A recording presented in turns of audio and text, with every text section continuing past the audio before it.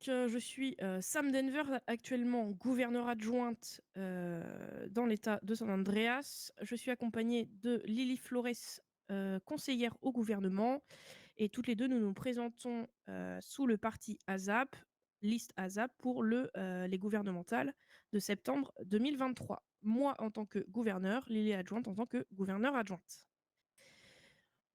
On va vous donc, brièvement, donner des exemples et expliquer 3 points de notre, programme. Pour commencer, d'abord une continuité gouvernementale. Nous savons que, nous avons des améliorations à faire, on peut faire toujours mieux. Donc on veut continuer, une communication régulière, donc que ce soit avec les mairies en hebdomadaire et les chefs de service en bi-hebdomadaire. Que, la politique de sécurité évidemment qui est axée sur la sécurité de vous, les citoyens, et aussi la sécurité de nos forces de l'ordre. Qu'on va continuer évidemment le développement d'outils, pour les contrôles fiscaux que nous avons mis en place avec les lois pour le, BDP. Nous avons une seconde partie également qui est axée sur la communication. On est consciente qu'il y a eu, certains manquements, et c'est pour ça qu'on aimerait, déjà renouveler le dialogue avec, les autres partis, heu, avec l'instauration de tables rondes par exemple. Échanger plus régulièrement aussi avec, l'intégralité des avocats inscrits, au barreau, heu et communiquer plus largement aussi, à la population, via, les organismes de presse tels que le Wezel News par exemple. Expliquer davantage aussi, nos prises de décision, et également rester ouvert, aux questions citoyennes. De toute façon, nous l'avons toujours été et vous pouvez nous trouver régulièrement, au gouvernement. Et troisième gros point de notre, programme qui nous tient particulièrement à cœur, qui sera un fil rouge, durant toute la longueur de notre mandat, qui est une réforme donc fondamentale du système judiciaire avec des juges qui seraient payés par le gouvernement, mais indépendants puisque de la branche judiciaire, donc ils doivent être indépendants et impartials, juste payés par le gouvernement, mais pas de lien hiérarchique. Les juges serviraient, à, on va dire, présider des séances de tribunal qui jugeraient les enquêtes qui sortent des BE et du bureau du procureur, toutes les enquêtes qui donc sont, plus longues et plus chargées. Tout ce qui resterait du flagrant délit ou, du petit crime et cetera, resterait à la main des forces de l'ordre et du bureau du procureur comme ça l'est actuellement. Nous ne cherchons pas à diminuer le bureau du procureur, nous voulons, restaurer en fait une justice impartiale, juste et équitable via des juges pour pouvoir, évidemment, juger en toute, équité les enquêtes qui leur seront présentées. Le bureau du procureur sera là pour assurer la notion d'avocat de l'État et il y aura évidemment en face des avocats, que ce soit commis d'office ou non, pour représenter leurs clients.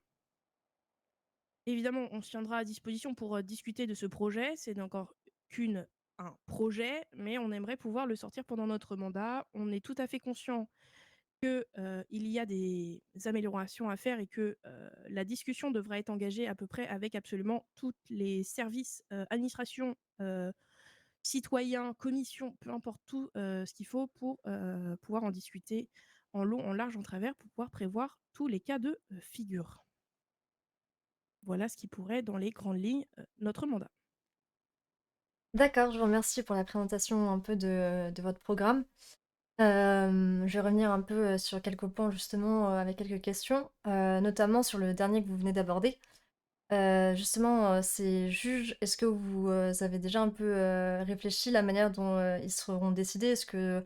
Est-ce qu'il faudra un diplôme de droit? Est-ce qu'il y aurait un autre diplôme qui serait justement Oui, juste pour ces juges-là? donc,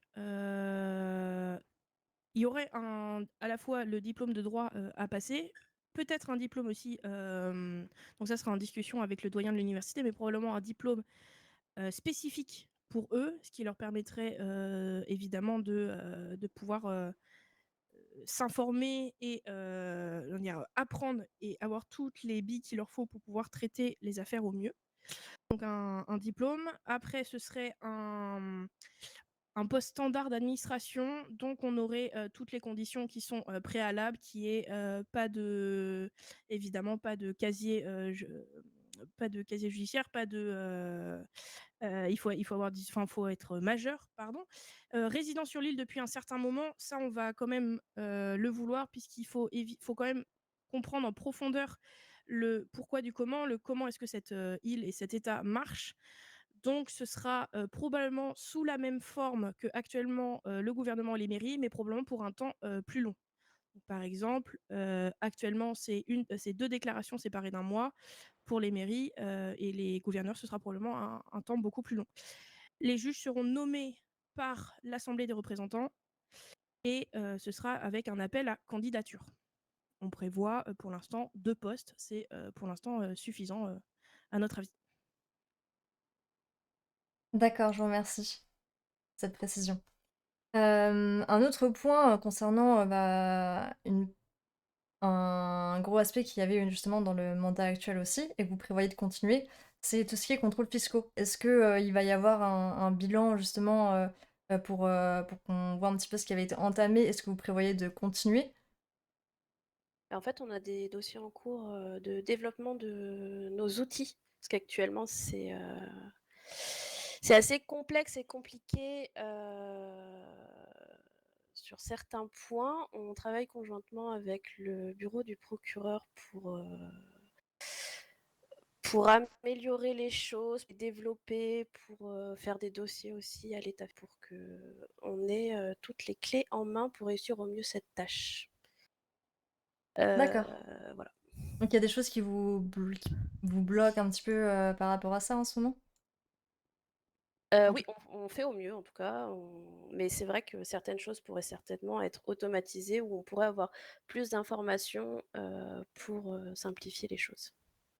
Sachant qu'il y a déjà des dossiers qui ont été commencés par le bureau du procureur sur les enquêtes fiscales.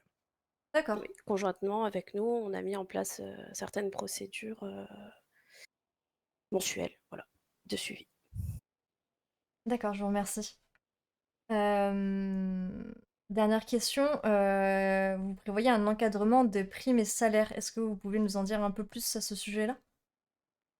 Oui, alors, pour les salaires, on parle surtout des salaires, des administrations et des services publics.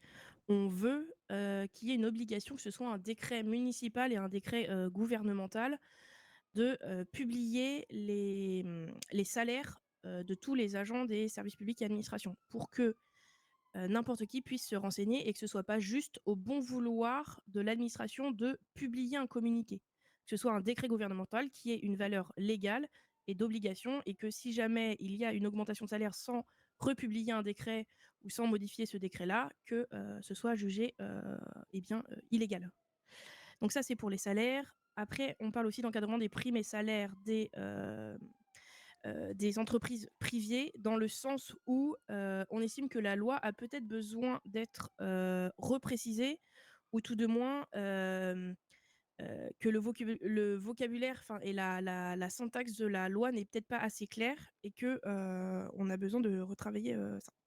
Et que le salaire au quart d'heure, soit le salaire au quart d'heure et ne puisse pas être déduit d'une quelconque, prime, par exemple. D'accord, eh bien, je vous remercie pour toutes ces, précisions sur, ces différents points. Est-ce que vous avez un dernier mot, pour cette interview? N'oubliez pas d'aller voter, que ce soit pour nous ou pour l'équipe en face. Le vote est important, c'est la façon de faire porter votre voix au gouvernement et d'avoir un droit, c'est aussi un droit et un devoir, pardon, de voter. Donc allez voter, peu importe pour qui. Eh bien, merci à vous de vous être déplacés et d'avoir réalisé cette interview pour, votre campagne électorale, pour les gouvernementales et puis à très vite, pour le débat, qui aura lieu vendredi. Merci beaucoup. Merci à vous.